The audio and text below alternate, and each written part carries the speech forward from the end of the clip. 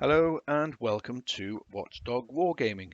Tonight we'll be carrying on with the review of the kit and equipment used by British and Canadian infantrymen during World War II. Tonight I'll be looking at what the officers would be wearing.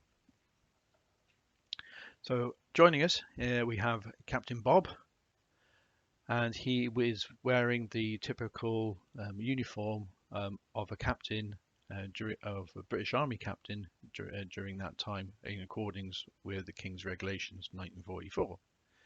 So, starting from the top, he's wearing his Mark 1, Mark 2 steel helmet with a net cover. Moving down, he's got a green shirt on, which has a detachable collar, which aids sort of exchanging it for clean ones, and also wears a tie. His battle dress is the 37 pattern, which and this version, unlike other officers, hasn't been tailored yet to fit them. Moving on to the webbing. Now, before we go on, the actual Blanco color of this webbing is the khaki green number 3 Blanco, which came out so like 44, just before D-Day landing. So, and this is the color of Captain Bob's webbing, but also what his soldiers underneath him would have actually had their webbing blancoed in the same similar color.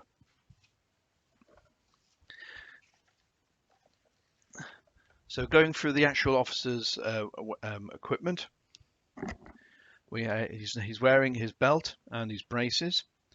He has his trusty .38 service revolver in his holster, and then we have the actual ammunition pouch for the .38 rounds.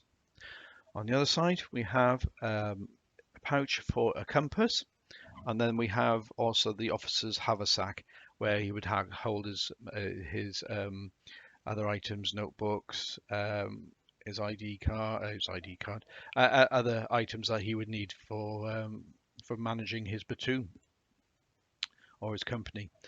Also as well, if you can see down below, we've got a map case and also his leather gloves that he'll be wearing. On the reverse of the figure, he also would be wearing or have on his webbing belt a water bottle, and also, if I haven't mentioned already, the binocular pouch, which is not fitted. The binocular pouch would be fitted normally to the webbing belt with the actual compass above it. But Captain Bob is wearing he's got his binoculars around his neck. He's also got a whistle and also the lanyard for the actual service pistol. So this will prevent the weapon dropping out of the holster or it being stolen. It was either worn around the neck as such, like this, or actually around the arm. Soldiers were trained to cross draw with the pistol, so that to draw out that way, and not so that your typical gunfighter from the hip from over here. So it was always a cross draw. So hopefully that's covered everything. So for the webbing and the actual the webbing and the uniform. Now, the eagle-eyed amongst you might have noticed that he's actually wearing a ribbon. So the medal ribbon is the Canadian Volunteer Service Medal. This one by here, and it's got a small silver maple actually in the middle, and this is quite unique, and I'll go on to that later on. The Canadian Volunteer Service Medal was issued between 1939 and 1947 for any Canadian forces, so that be Army, Navy and Air Force, who voluntarily served on active service. Okay, and one thing I have remembered from previous questions is about webbing. Now, these are soldiers who are actually out in the field, so they wouldn't be going around with shiny brasses. So the actual brassware of their webbing belts and everything else would have been allowed to actually dull naturally, or would have been painted.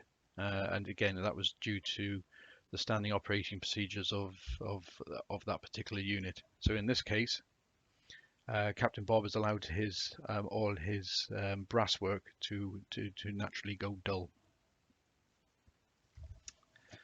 Okay, moving on to the his rank and back onto the sleeves. So hopefully he won't fall off his chair. So bear with me. So here we are. So rank. Now, so he's a captain. So he's got 3 pips at the top. We've got his shoulder title, which is Wiltshire Regiment. We'll go on to that in a second. And then he's got the divisional patch, which is the 43rd Wessex Division. And then also we've got the stripe of service, which in this case is the infantry. And then we've actually got the blue patch of the 5th Wiltshires. So if it was the 4th Wiltshires, it would be a red patch. Now, if you can see as well, also it looks like that this has been cut off out of another battle dress. Now, this is probably because his previous battle dress has either been damaged or replaced, and there hasn't been a time to sew all the badges back on properly. So what he's probably done is, from his old uniform, is actually cut out the patch and then sewn it on. And this was a regular occurrence with a lot of infantry soldiers. Was instead of actually to save time, was to cut out the patch and then just re-sew that actually onto their uniform. Now, again, this is answering one of the questions. So this is the stripe of service for the infantry. There was different colours for different regiments. Say, for instance, the Royal Artillery was a half red, half blue. But then someone's also mentioned about the seniority. Now, these were the 5th Wiltshires were the most junior regiment within the brigade. So if you went by what other regiments were wearing, they should have three stripes as the junior regiment. And then you have the middle regiment would have 2 stripes, and then the most senior regiment of that brigade would then actually have 1 stripe. I will put some information on that, or show you where you can find information on that if you're interested. Now, going back to the Canada and the actual sort of ribbon as well. Now, some of you may know or may not know of a scheme that was called CANLOAN, or Canada Loan. Now, the CANLOAN scheme was created in 1944 by the UK and Canadian governments during the build-up to the Normandy landings, to loan officers from the Canadian Army to serve in the British Army, as the British Army had the men, the weapons and the equipment, but was under strength within its officer corps to leave its men. This also helped to redeploy the surplus Canadian officers who were stuck in Canada to frontline service. Initially, the program asked for 1,500 junior officers of lieutenants and captain ranks to volunteer for the program, but this was eventually capped to 625 officers. This included 160 officers that had come up through the ranks and had been commissioned. The first of the CANLOAN officers arrived at Liverpool on the 6th of April 1944, with a further 200 on the 7th of April 1944, and the remainder arriving shortly afterwards. Canadian officers then travelled to London, where they were met by representatives from the various British regiments they were to join, such as the infantry or airborne. The Canadian officers loaned to the British Army were treated as part of the regiment they joined, for all purposes, including dress. So if they joined a Scottish regiment, the wearing of kilts and the tam-o'-shanter, and of course their regimental traditions, apart from the pay, of course, which was still the responsibility of the Canadian Army. They wore the same uniform and equipment as of their adopted regiments, with only the shoulder badge with the words Canada, as you can show on here, to show their Canadian connections. The majority of the officers loaned to the program went to British regiments that fought in the Northwest Europe campaign of 1944 to 45, with 100 officers alone serving with the airborne forces during the Normandy landings.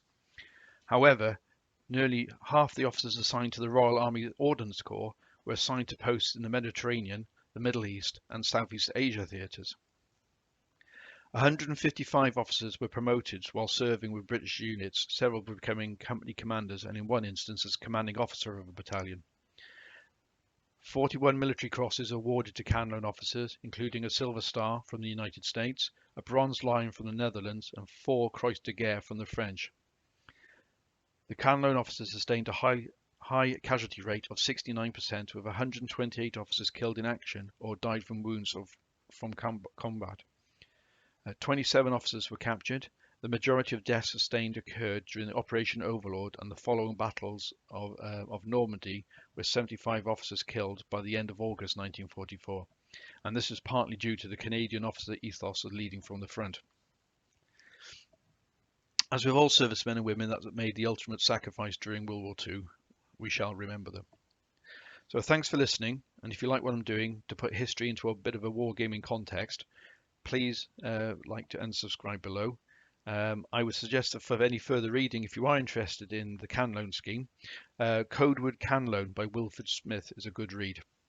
I will put in the details below a link to the full list of units that had CANLOAN officers serving them during World War II for your interest. So thank you for your time, much appreciated, and I will catch you again. So thank you for joining Watchdog Wargaming. Take care. Bye now.